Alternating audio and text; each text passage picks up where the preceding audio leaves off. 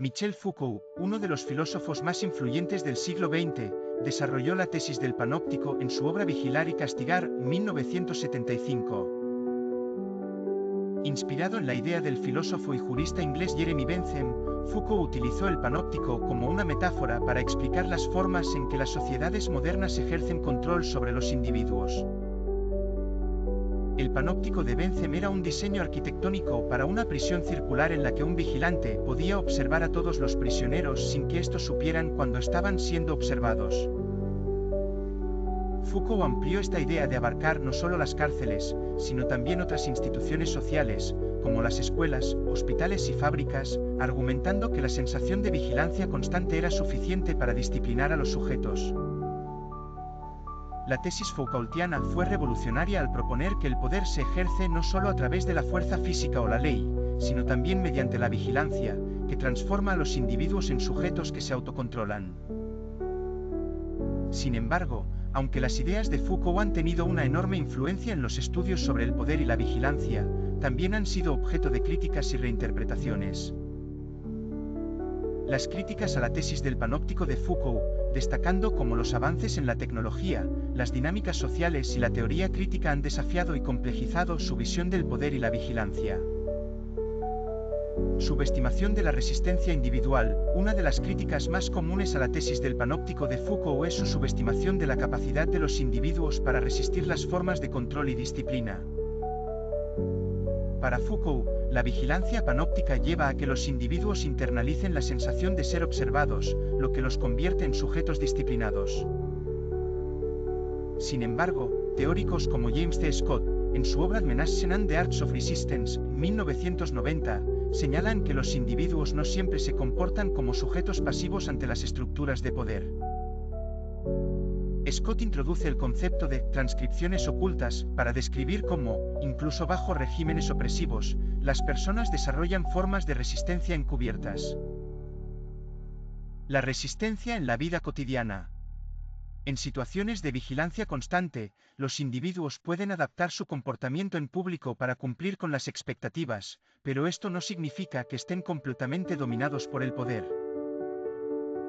En privado, o en espacios donde el control es menos evidente, las personas pueden desarrollar formas sutiles de subversión, como el sarcasmo, el sabotaje o la simulación de conformidad. La resistencia puede manifestarse de maneras no evidentes para el vigilante. Un ejemplo de este tipo de resistencia se puede ver en las sociedades bajo regímenes autoritarios, donde las personas a menudo muestran lealtad hacia el poder en público, mientras que en privado mantienen actitudes críticas o realizan pequeñas acciones de resistencia, como crear redes clandestinas o difundir información disidente. En la era digital, esta resistencia también se manifiesta en el uso de herramientas tecnológicas, como el cifrado y las redes privadas virtuales, VPN, para evitar la vigilancia en línea. La resistencia simbólica y política. Además, la resistencia no siempre es individual, a veces puede tomar la forma de movimientos colectivos que desafiaban las estructuras de vigilancia.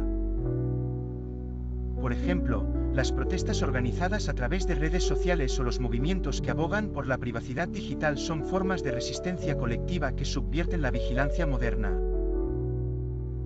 La crítica a Foucault, en este sentido, es que su análisis no deja suficiente espacio para la agencia de los individuos en la lucha contra las estructuras de poder. El enfoque en la vigilancia visual ignora otras formas de control. Una crítica importante a la tesis del panóptico es su excesivo enfoque en la vigilancia visual.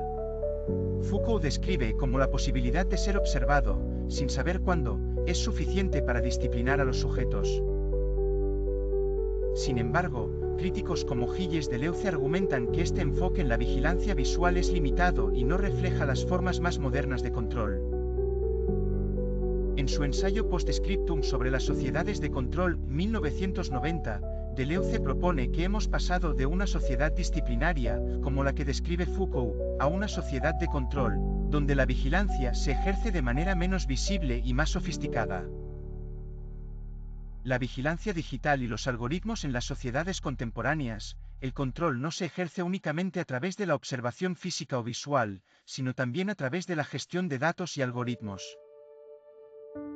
Los avances en la tecnología han permitido el desarrollo de sistemas de vigilancia más sutiles y descentralizados, donde la información personal de los individuos se recopila y se utiliza para predecir o influir en su comportamiento. El panóptico digital. La era digital ha creado lo que algunos teóricos llaman un panóptico digital, en el que las empresas tecnológicas y los gobiernos pueden acceder a enormes cantidades de datos sobre las actividades de los ciudadanos. A diferencia del panóptico físico, donde los individuos son conscientes de la vigilancia, en el panóptico digital, los sujetos pueden no ser completamente conscientes de hasta qué punto están siendo monitoreados. Esto plantea un desafío a la tesis de Foucault, que supone que la vigilancia requiere la visibilidad para ser efectiva. Exageración del alcance del panóptico. La percepción de que Foucault exagera el poder de la vigilancia en las sociedades modernas. Para Foucault, la mera posibilidad de ser observado es suficiente para disciplinar a los individuos, pero estudios más recientes sugieren que la vigilancia no siempre tiene el efecto deseado. Críticos como Nicolas Rose argumentan que el impacto de la vigilancia depende de muchos factores, incluidos los contextos sociales, culturales y psicológicos de los individuos. El impacto psicológico de la vigilancia. La vigilancia no siempre genera conformidad. Algunos estudios psicológicos han demostrado que, en ciertos contextos, la vigilancia puede ser ignorada o incluso generar actitudes de desafío.